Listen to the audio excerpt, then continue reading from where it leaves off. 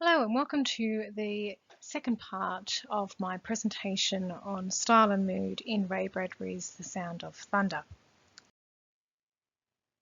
So not only is style made up of how a writer constructs their sentences, but also how they create imagery, what type of figurative language they use, just essentially the details used really has an impact on their style and how they seek to put all those elements together. Um, in The Sound of Thunder, like in a lot of Ray Bradbury's short stories, he uses some fantastic figurative language. He creates some really amazing, vivid imagery. Um, Particularly because he doesn't rely on just visual imagery, just creating things that we can see. He's a master of creating the sense that the action is unfolding right here, right now, and that draws us in and we feel like we are there. And that's when you know you're reading something fantastic. So that you feel what the characters are feeling. You can smell those smells, you can hear those sounds. You can taste all the variety of food, or you can smell the coffee. You can feel those emotions. So when a writer does a good job, you feel like you are experiencing and understanding exactly what the characters are feeling and experiencing. So let's have a look at an example of this. And I'm going to show you what I take note of when I'm reading and annotating a text. And I want you to see, I don't know whether you bothered to annotate this story as you read it. For me, annotating stuff really forces me to stop and think about what I'm reading. So if you want to shift away from reading as a reader and move into reading as a writer, you need to force yourself to pick up a pen and a highlighter and stop and look at what you're reading. It's something that takes time, but it's a skill that you will only develop if you make yourself do it. Okay, it'd be great if we could all be like Neo from The Matrix and just plug into a machine and then upload the skill that we need. But we're not Neo. We don't live in the Matrix, thank goodness. So we have to actually use our brains and develop these skills. So let's have a look at this example. They moved silently across the room, taking their guns with them toward the machine, toward the silver metal and the roaring light. Okay, so often what I notice straight away is repetition. So when I'm looking at something, if repetition is obvious to me, even if it's not that obvious, I'll stop and think, okay, have I seen anything that has been repeated? So I look at this and think, okay, I see that toward has been repeated. And then it forces me to think, okay, so what type of word is toward? So it's indicating us the action. So that Ray Bradbury is telling us that the characters in the story moved. And where are they moving to, or to where are they moving, I should say? They are moving toward something. So this word toward, it's not the verb, but it's telling us where they're moving. It's giving us more detail about the action, okay?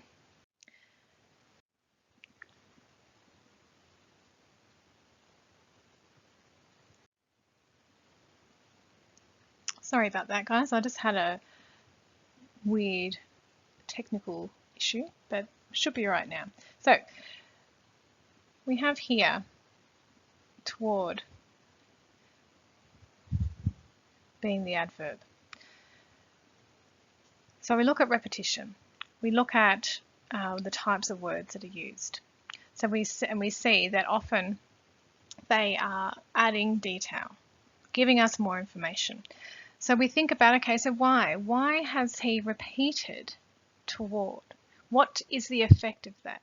They move silently across the room, taking their guns with them toward the machine, toward the silver metal and the roaring light. And for me, that just highlights this anticipation.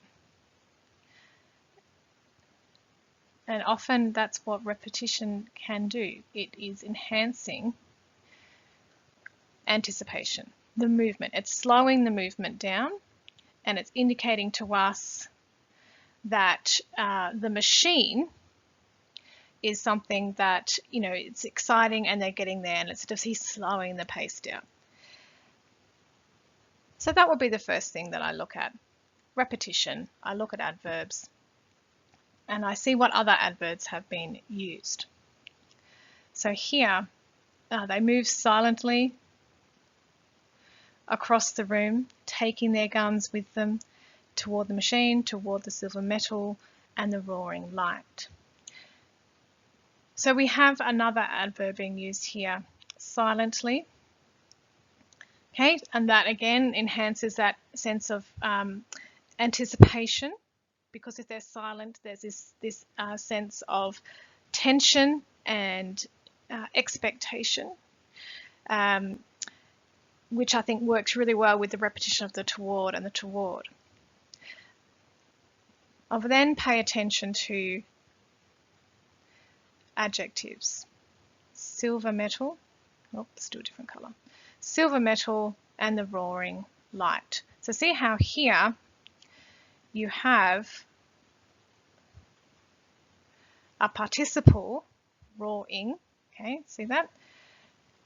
That's being used as an adjective. So remember, participles have an identity sort of complexity. They don't really know what they are, and they kind of will function as verbs, and they'll function as adjectives, and they'll sort of move around. So they are not one type of word. When I look at the descriptions of the metal and the light, I find them really interesting. So silver metal creates this sense of, for me, it enhances that sensory imagery. It's cold, but it's also quite mystical, and it creates this sense of mystery, but also excitement, and something that is different. Silver metal and the roaring light, and that for me, it's a really interesting image, because roaring, it's sound, isn't it? It's a sound that he is conveying here, and it's really, because you often when someone is describing light, you expect them to describe what the light looked like, not what the light sounds like, and that makes me really stop and think about the image that he's creating, and I think that's really cool, because it really suits this image of this time machine, that it's alive, it's active, and it's ready to go. And that roaring light again links to that whole idea of anticipation, of something. Something's going to happen. So it creates this sense of that expectation, that excitement, that mystery. So see how, by just looking at each word choice, seeing how he's using these words, seeing what type of imagery it evokes, it allows us to see that often the devices are all working together. They're all seeking to project the same idea. Let's look at another one. Now that I've written all over this, I'm going to have to get rid of that. Hope you've made note of those very insightful annotations there. Eccles swayed on the padded seat, his face pale, his jaw stiff. So as I read through this, let's pay attention to the verbs. Eccles swayed on the padded seat, his face. Sorry, I'm just going to delete that. It really bugs me when the colours aren't right. Eccles swayed on the padded seat, his face pale, his jaw stiff. He felt the trembling in his arms, and he looked down and found his hands tight on the new rifle. There were 4 other men in the machine: Travis, the safari leader, his assistant, Lesperance, and 2 other hunters, Billings and Kramer. They sat looking at each other, and the years blazed around them. Interesting that it's not overly active. So when we get a sense of the verbs that are being used, when you can see that there aren't a lot of verbs used, that's a deliberate choice. And then you can compare it to a more active scene where there are more verbs. And so when we look at verbs, we get a sense of, okay, the details of the action and the emotions that are implied in each action. How much action is occurring? Does that suit the mood? Okay, so a lot of the time action have emotions and feelings attached to them, tells us how the action occurred, and then that affects the mood and the atmosphere. Those details impact that.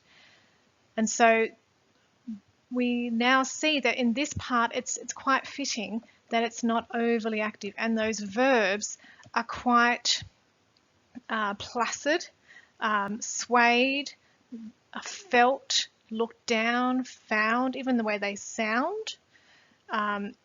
They're not overly aggressive or super active verbs until you get to blazed.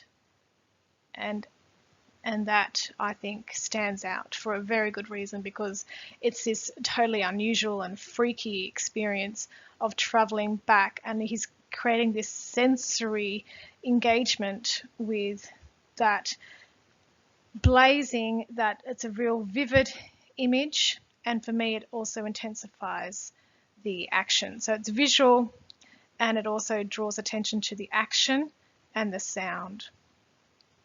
So when you see the words that are often doing more than one thing, you can see that they're the really, they're the workhorse ones that really make a big impact on the effectiveness of that image. And then we think, okay, what else can I see from here? I can see that he's repeated his, Eccles swayed on the padded seat, his face pale, his jaw stiff.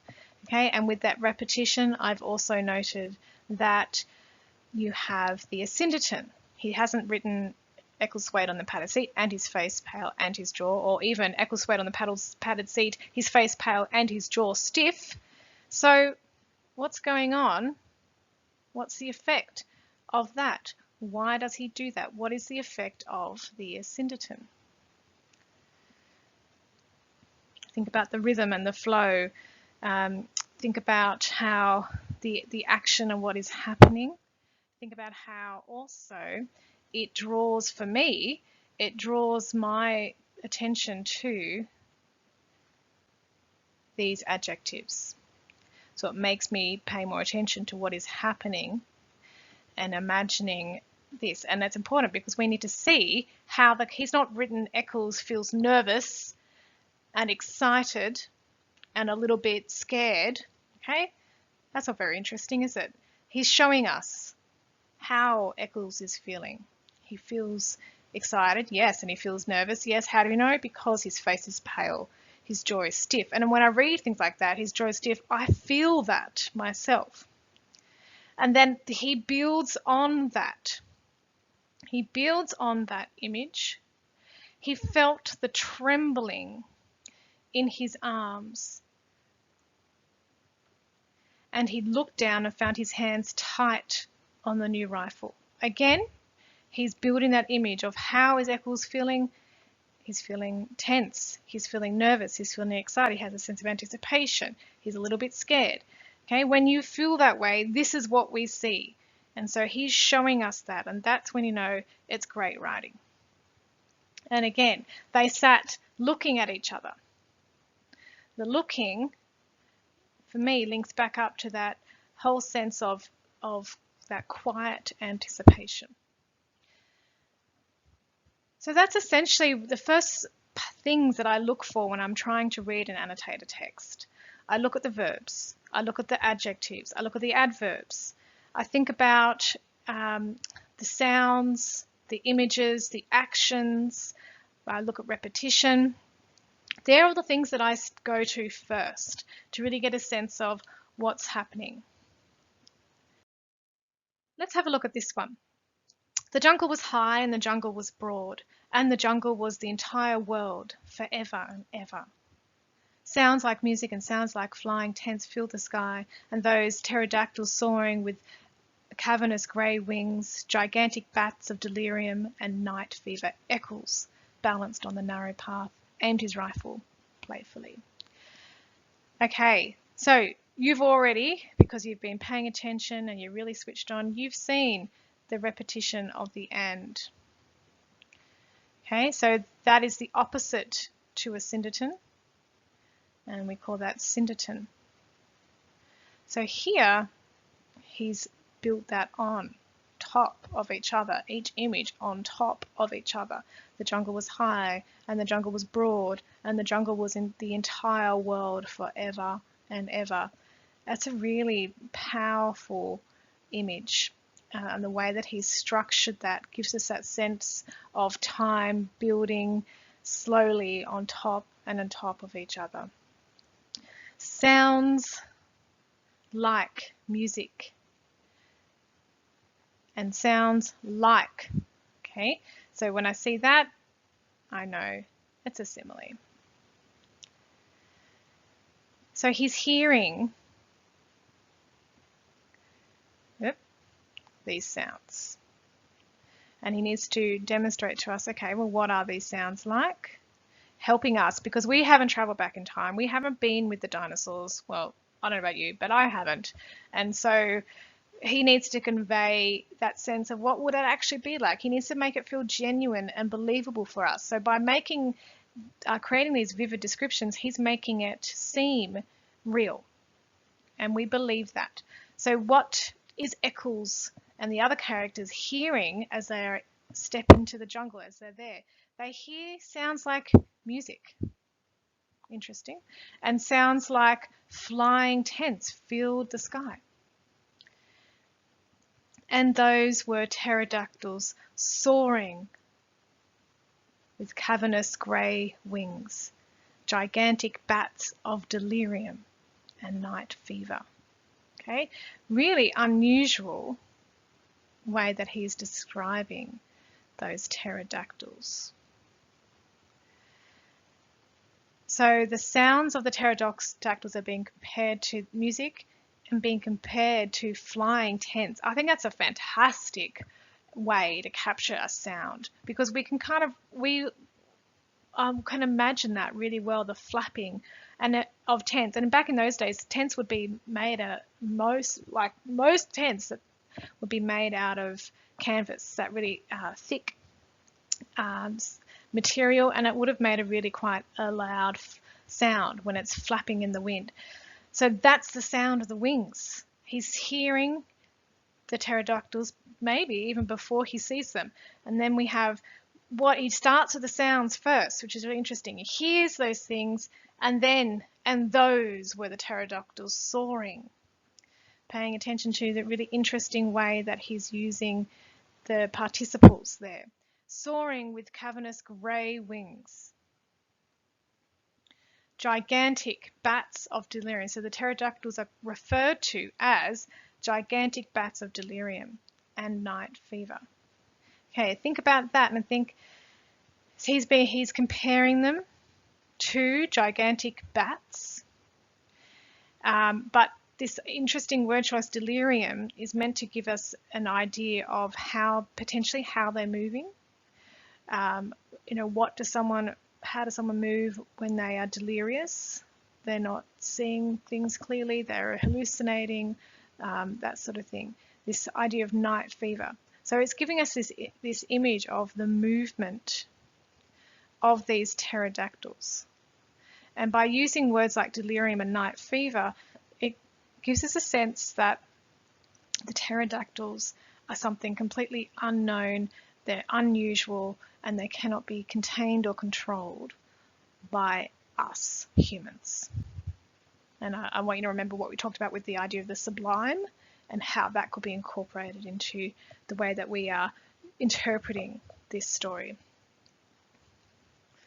Okay, and so it's interesting that you've got words like gigantic and cavernous, okay, enhancing the size of these animals, and then you have that compared to Eccles, balancing on the narrow path, aimed his rifle playfully. And so we have this idea that Eccles is not really taking this all very seriously, or he's not really awed or put into his place just yet. And then we have this nice clever bit of foreshadowing that Ray Bradbury utilizes. Right, so hopefully that has been helpful for you, just showing you a little bit more about how I would annotate a text. It's not perfect, you know, and I'm sure there are things that I've missed, but hopefully it's just given you enough to feel like you can, you know, get your head around this a bit more. You can learn a little bit more about how to annotate things, and this might help you just to do it a little bit more easily next time. So if you're interested, I will do another video where I go through the questions and discuss each question, and so you might want to listen to that to check that your answers were on the right track, and to see how you potentially might need to improve those or make them better. All right, thanks guys. Let me know if you found this helpful, and I'll keep working on these.